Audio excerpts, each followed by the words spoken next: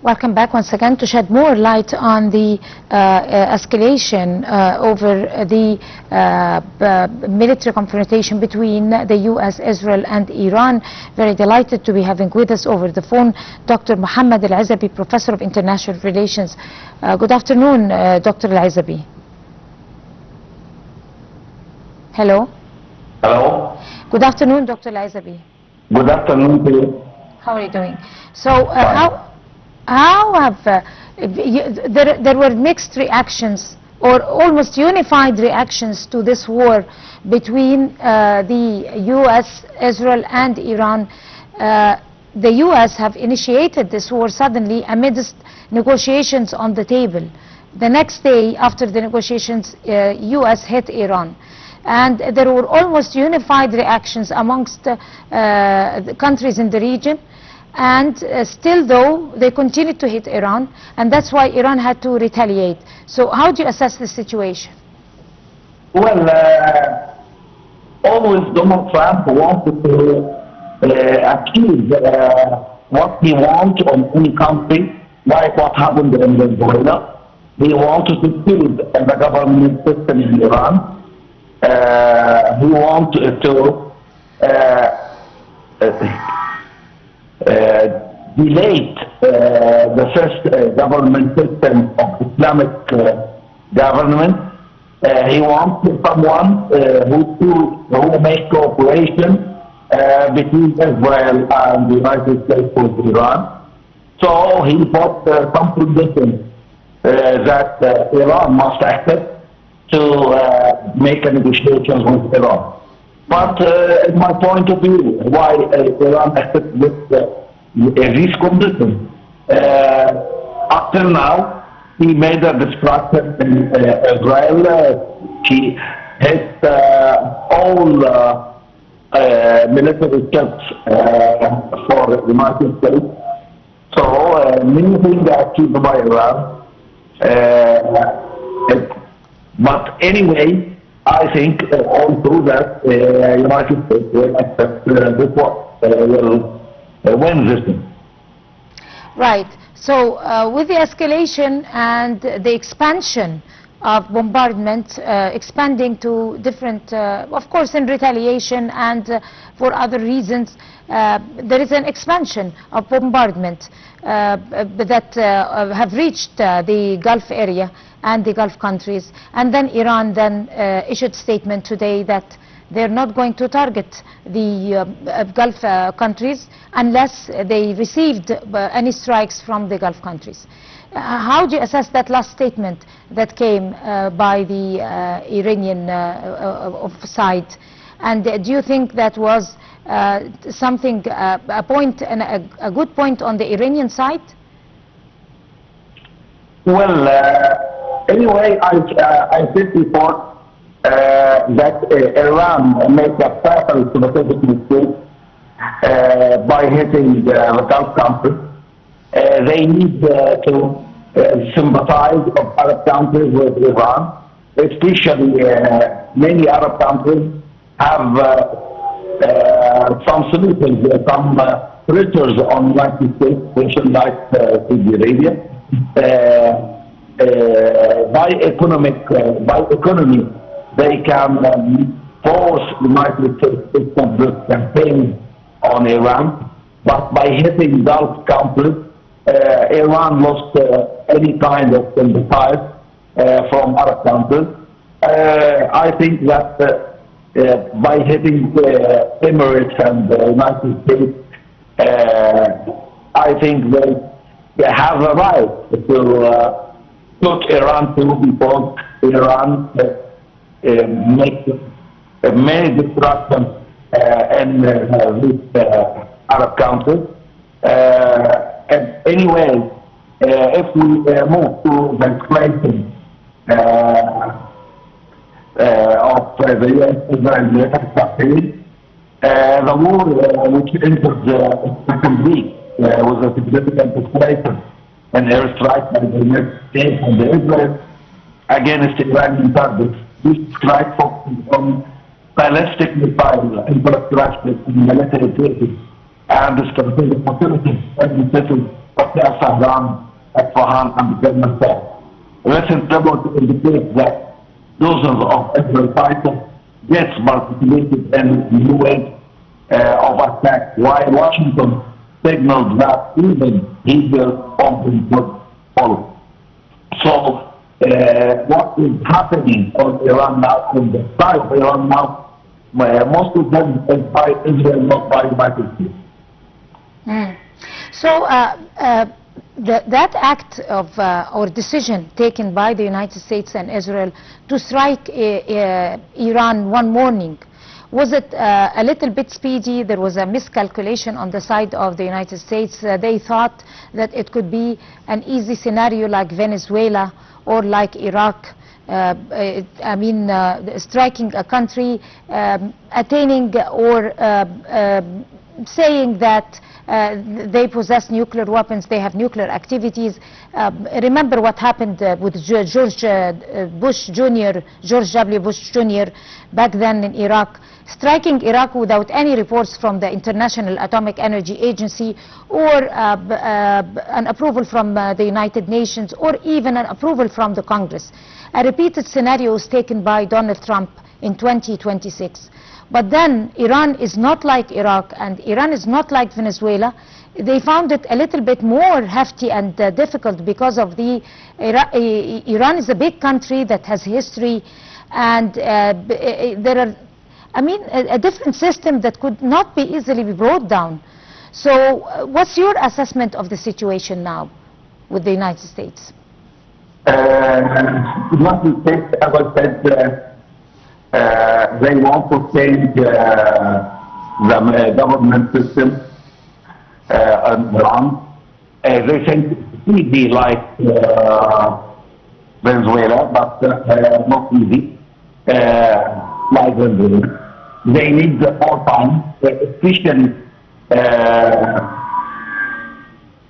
if they want to change the government system in Iran. They need to keep on the ground. They need more than 600,000 soldiers to achieve this. And they not easy for the United States, especially by they lost every day about $300 billion as a cost for this campaign. It's a very big move for the economy of the United States.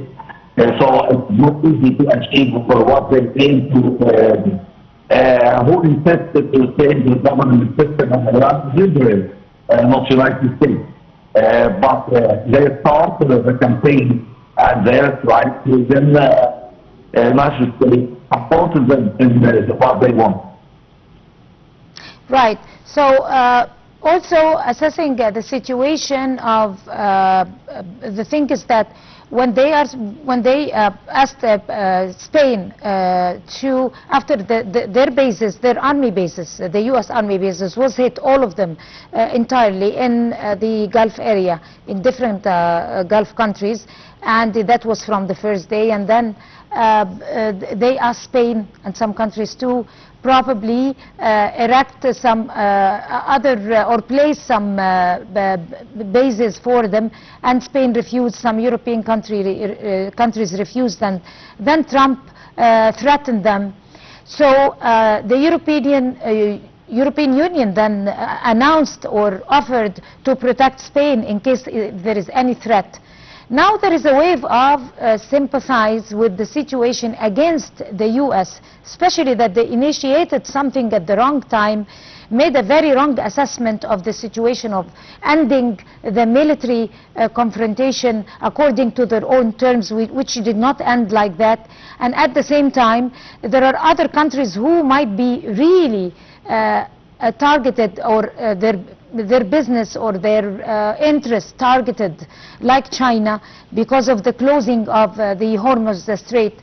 I mean, all the waves are against the U.S. seems to be somehow likely against the interests of the United States and Israel, even if countries did not interfere. But then their part is not that strong as much as they expected. So what do you think is going to unfold in the coming 2 weeks from your own assessment with that going on? Well, we will not continue till the month of Ramadan. We will not wait till the end of Ramadan. This campaign for reform will end before the end of Ramadan. I think about 27, 29 of Ramadan. Because, as I said, Iran in the response responded with large-scale missiles and the drone strikes targeting Israel's strategic locations in Gulf countries hosting U.S. forces. Since the beginning of the war, Iran reported launched 500 ballistic missiles, nearly 2,000 drones. These attacks have also affected our Gulf countries. This reflects that Iran's strategy, regionalizing the conflict to increase the cost of Washington and its allies. They use a kind of strategy that Israel and the United States can treat with it to a long time. They need to finish everything so soon. So I think that if they want to change the government system, it will be from inward of Iran, not outside of Iran. And they need to make a negotiation with the forces on the Iranian land to change the system, not by force. So exactly assessing the situation, observers, when they notice that the targets that the U.S. have just placed before their eyes were not achieved yet and won't be achieved because of the calculations concerning the Hormuz Strait and because of the countries that might be involved and their interests might be damaged because of the striking there, including the Gulf countries. They never calculated that Gulf countries are going to reconsider their calculations again and unify themselves to be able to stand up and protect their interests. I mean, all these calculations are not in the best interest according to the U.S. administration, and especially Donald Trump, as his popularity is sinking to a great deal. And also because he initiated the peace board, which entirely failed after these strikes.